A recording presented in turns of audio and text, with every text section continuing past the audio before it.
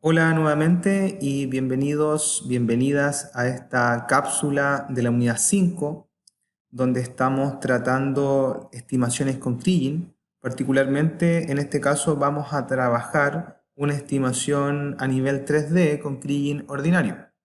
Para ello utilizaremos un kit de herramientas para Python que se engloban en una pequeña biblioteca de nombre PyCrich, la cual, como hemos visto anteriormente, funciona bastante bien a nivel bidimensional, de lo cual, pasando a 3D, ya nos encontramos con ciertos problemas que tenemos que ir resolviendo con lo que tenemos. Y cuando hablo de lo que tenemos, me refiero a bibliotecas de análisis de datos que funcionan como complemento para la misma.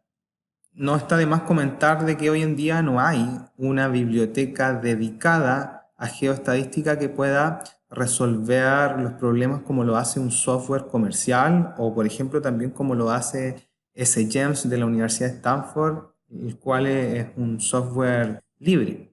Existe un proyecto que es PyGeostat de la Universidad de Alberta, el cual es una biblioteca 100% dedicada a geoestadística en Python, donde podemos hacer lectura de datos, análisis de datos a nivel estadístico, uni, bi, multivariante, trabajar con variogramas, tanto a nivel univariante como variogramas cruzados, y hacer estimaciones con distintos algoritmos de Kriging, simple, ordinario, universal, hasta co-Kriging, sin dejar de lado también que esta biblioteca va a poder hacer simulaciones gaussianas secuenciales.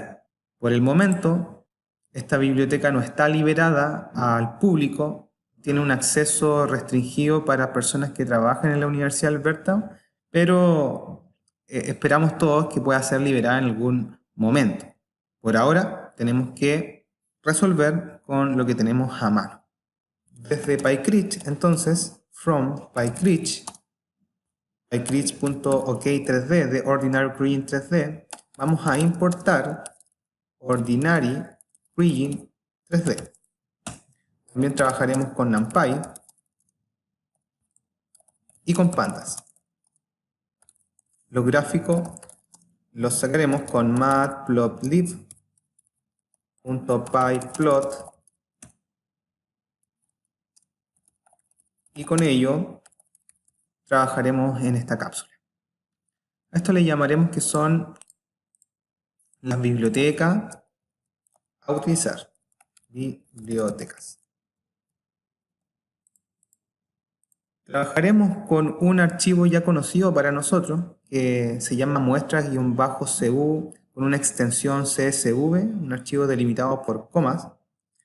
Voy a escribir acá lectura de archivo.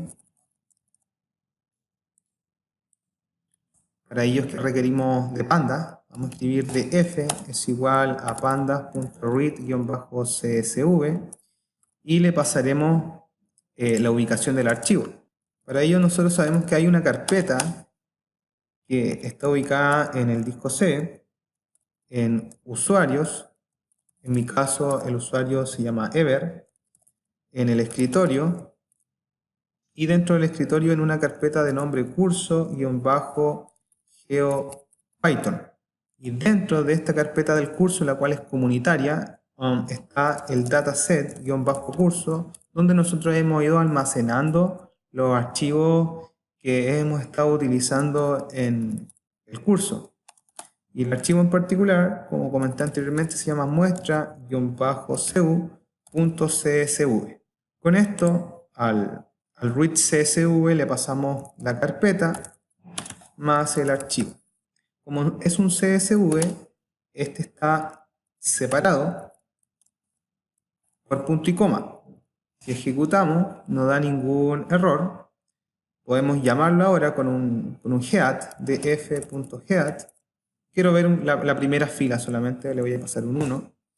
Y tenemos que en este archivo, en este dataset, hay coordenadas este, norte, una cuota de elevación, hay una variable de ley de cobre, una segunda variable de ley de oro y una última variable de tipo de roca. Sin duda es que necesitamos recuperar algo de información de este dataset para poder pasar a etapa siguiente. Entonces voy a escribir acá información básica del dataset. Y por ejemplo nos interesa conocer la cantidad de datos. La cantidad de datos de la ley de cobre. Por ejemplo, ¿cuántas muestras de ley de cobre existen? Para ello podemos escribir df, pasarle la ley de cobre y a esto hacerle un shape. Entonces acá me dice que hay 2380 muestras. Si quiero hacer una salida un poco más bonita, podría pasar un print y preguntar por número de datos, dos puntos, y ahí me diría que el número de datos son 2380. Nos interesa conocer los límites entre los ejes. Por ejemplo, el valor mínimo del este, el máximo, así igual para el norte y la cota. El recuperar esta información es simple también con un data frame. Llamamos al data frame al este y, por ejemplo, si quiero saber el mínimo, le paso un min y me va a decir que 0.2 es el valor mínimo de la variable este. También puedo pasar el máximo copiando el mismo código de f, este x, cambiando el mínimo por el máximo. Y ya voy a conocer el rango aproximado en el este. Entonces voy a decir, bueno, el este se mueve entre 0 y 400 metros. Lo mismo puedo hacer con el norte y con la cota. Pero me gustaría dejar todo en una única línea, entonces también voy a pasar un print como una salida. Voy a escribir acá xmin, dos puntos, y le paso este pequeño código que escribí recién. También en una cadena x máximo, dos puntos, y le voy a pasar esta línea que escribí acá abajo. También el y mínimo, ¿ya? Entonces acá voy a escribir data frame, el norte, que corresponde a i, coma, y máximo, lo mismo, data frame, norte i. Acá le tengo que pasar un punto min y a este otro lado un punto max. También necesito el mínimo y el máximo de la cota. Entonces voy a escribir zmin, coma, df, cota, z, punto min. Aquí la comilla me quedó fuera. Ahí está, coma min, coma, y la última cadena que sería el z máximo, dos puntos, y por fuera de f, abro comillas simples, cota, z. Y a esto le paso un punto máximo. Voy a ver si es que está bien todo. Al parecer tengo un corchete por fuera. Voy a hacer la lectura de nuevo. X mínimo lo tengo. X máximo también lo tengo. Y mínimo también está. Y máximo también está. La cota mínima. Acá me faltó un cierre de corchete. Y ese era el que estaba sobrando. Y hago la cierre de paréntesis. Entonces al ejecutar esto, tengo que el x mínimo es 0.2, el x máximo son aproximadamente 400, el y mínimo es 2.2, el máximo 598.9, muy cercano a 600, el z mínimo es 6 y el z máximo de 136. Yo podría aproximar y decir que acá tengo unos límites para el modelo que van a ser en x de 0 a 400, en y de 0 a 600 y en z de 0 a 140. Entonces esta información es necesaria conocer. Otra información interesante es la varianza de la ley de cobre, sin duda, ya que a la hora de construir el variograma tenemos que ir buscando que la varianza de los datos sea similar a la varianza del variograma, a la semivarianza del variograma. Para ello, también pasaré el data frame, ley de cobre, y le preguntaré por la varianza, var. Me dice que es 0.4159 y muchos números después. Le voy a hacer un redondeo, round, ¿ya? Para que solamente muestre dos decimales. Tenemos 0.42 y también le haremos un print diciendo que esta es la varianza de la ley de cobre. Y ya está. Con esta información ya podemos visualizar un variograma. Entonces voy a escribir acá variograma. Más bien dicho, visualizar, crear el variograma para luego visualizarlo. Entonces acá ya empezaremos a utilizar PyCrich. Voy a escribir OK 3D, que va a ser nuestro contenedor, y llamaré al método ordinary kriging 3D, al cual hay que pasarle ciertos parámetros. Los parámetros están en los documentos de PyCrich. Si ustedes van a visitar la página oficial de PyCrich en GitHub o en la documentación de PyCrich, van a encontrar qué parámetros utilizan las distintas funciones. Entonces yo sé que en el ordinary kriging 3D se requiere de la coordenada X, de la coordenada Y y de la coordenada Z. Que estas son matrices NumPy, las cuales nosotros ya tenemos, pero están como data frame. Entonces necesitamos convertir las matrices Panda a matrices NumPy. Entonces eso lo vamos a hacer acá. Voy a escribir acá conversión de las variables a ntArray, y para ir ahorrando tiempo voy a copiar el este, el norte y la ley de cobre, y a estas le voy a pasar un numpy.array. ¿Qué estoy diciendo con esto? Que quiero convertir los data frame en matrices NumPy, np.array. Y me estaría faltando la cota, ¿cierto? La cota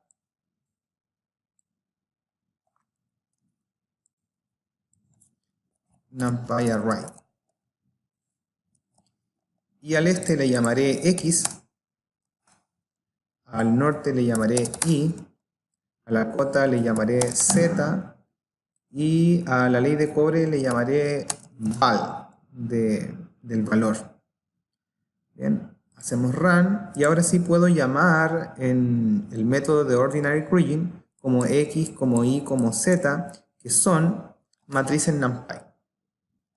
También le pasamos val, que es la ley de cobre, y vamos a escribir variogram model para indicarle qué tipo de variogramas es el que queremos utilizar para el ajuste del variograma experimental. Un modelo gaussiano, un modelo exponencial, un modelo lineal, un modelo esférico, etc. En nuestro caso vamos a utilizar un modelo esférico, y también necesitamos algunos parámetros del variograma como el número de lags, nlags. Vamos a utilizar 10. Si se recuerdan, en el variograma 2D nosotros le ingresamos lo que eran los parámetros de SIL, de meseta, el range, el alcance. También pasamos el nugget effect, el efecto pepita, pero también es bastante inteligente este método, que si no le pasamos ninguno de esos parámetros, él los busca solo y ajusta. Es una especie de autofit, que se autoajusta un modelo teórico a los datos experimentales. Entonces, si no le pasamos ninguno de esos parámetros, los va a encontrar solito. Lo vamos a dejar así en esta cápsula, ¿ya? Vamos a escribir enable plotting para que plotee el variograma.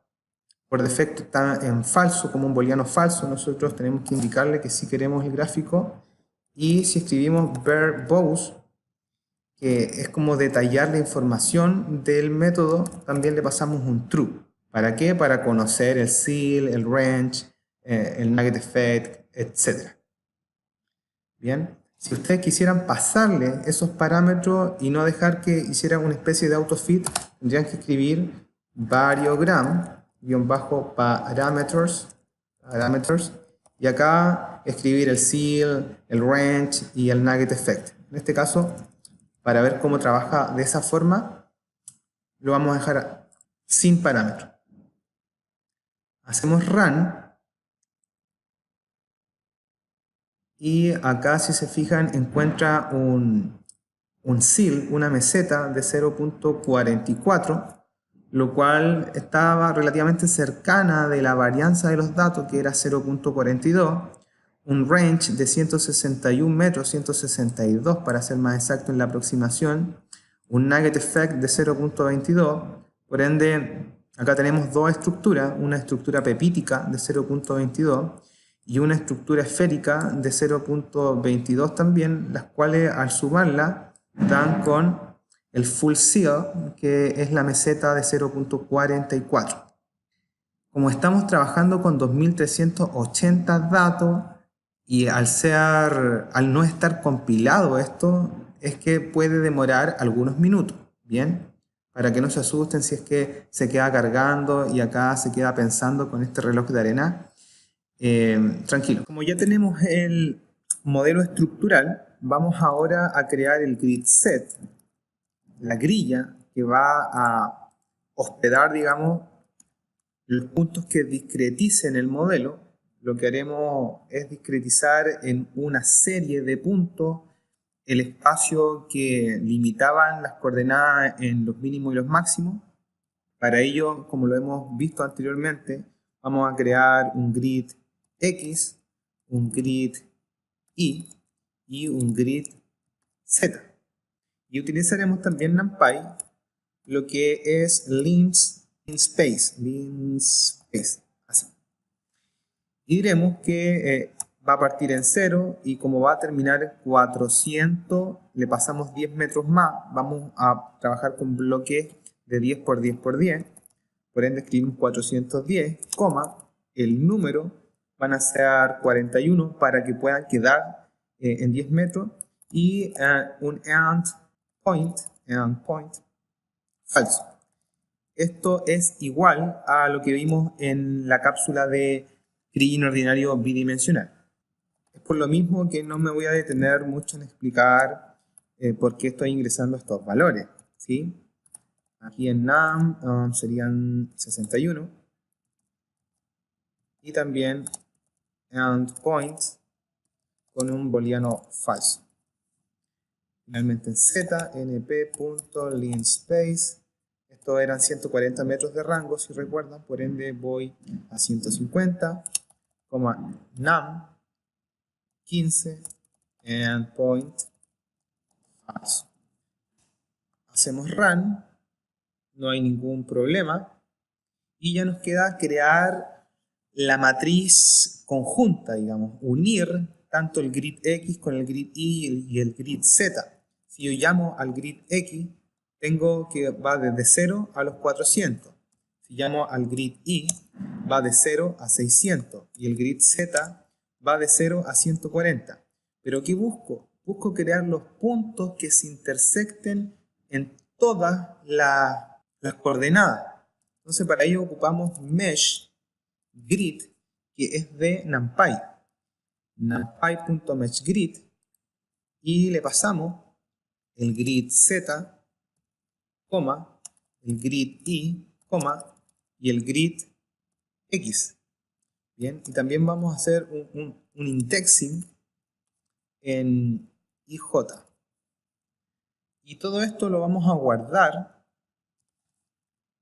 en tres contenedores, ZG, IG, XG. Bueno, esta G que yo le coloco puede ser cualquier letra, ZN, ZI, Bien, hacemos run, tampoco tenemos inconveniente y ya sabemos que se intersectaron estos tres grids. ¿Cómo podemos estar seguros de que esto sucedió? Visualizando el grid set.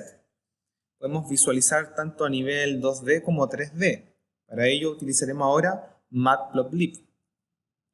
Fig es igual a plt.figure con un fig size que dejaremos de 5,5.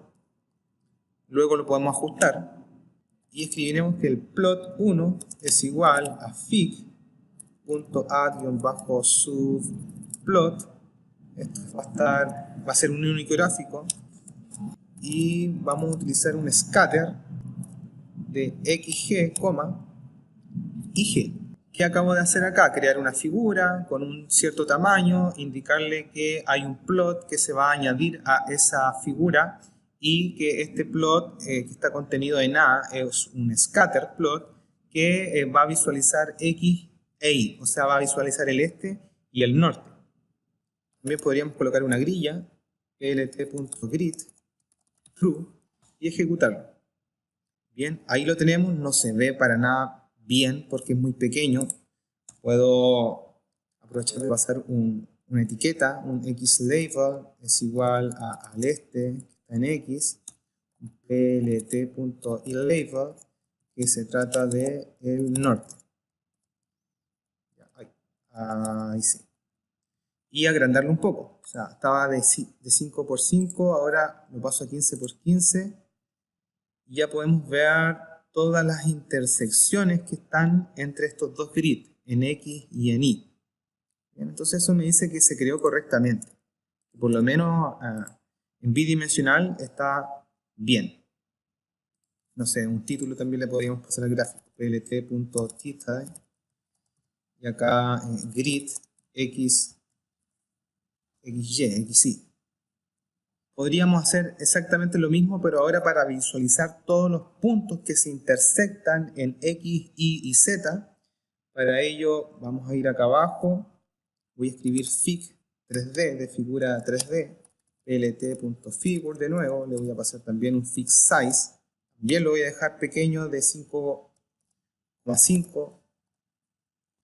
Este plot 3D va a ser igual a fig 3D, .add-subplot, donde les voy a pasar una única ubicación, un único gráfico, y le voy a indicar la proyección, que va a ser 3D. También va a ser un scatter plot, plot 3D, punto scatter, y ahora sí le paso tanto XG como IG y también ZG. plt.show, hacemos run y ahí tenemos nuestro gráfico en 3D. También, como es muy pequeño, lo pasamos a 15 por 15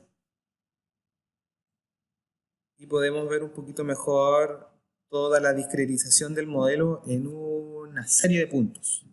Si ustedes gustan, también pueden agregar las etiquetas. Yo, bueno, lo haré a modo de solamente recordar esto. Plot 3D.set-xlabel, que esto corresponde a este. Lo mismo, plot 3D.set-elabel, que corresponde al norte. Plot 3D.set-z-label, que corresponde a la J, le voy a colocar Z. Entonces ahora lo que buscamos hacer es que en cada uno de los puntos que discretizan el modelo se estime a través de Kriging ordinario un valor que dependa de las muestras de las leyes de cobre. Entonces esto se escribe en una única línea. Vamos a llamar K3D al contenedor de las leyes de cobre y SS3D a el contenedor de las varianzas de estimación de Kriging. Escribiremos OK 3D.execute, que también es un método de PyCrich, que por defecto requiere un grid en forma de cadena. Luego pasar el grid X, el grid Y y el grid Z. Hacemos run y ya está.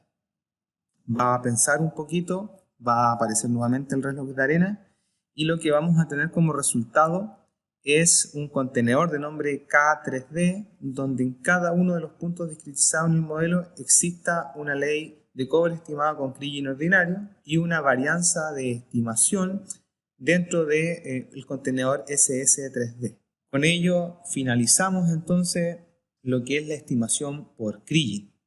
Los tipos de datos de lo que es, por ejemplo, K3D y SS3D son matrices NumPy enmascaradas, por lo cual nosotros podemos también utilizar np.array, numpy.array, para transformar estas matrices enmascaradas en matrices simples y con un shape consultar por su forma.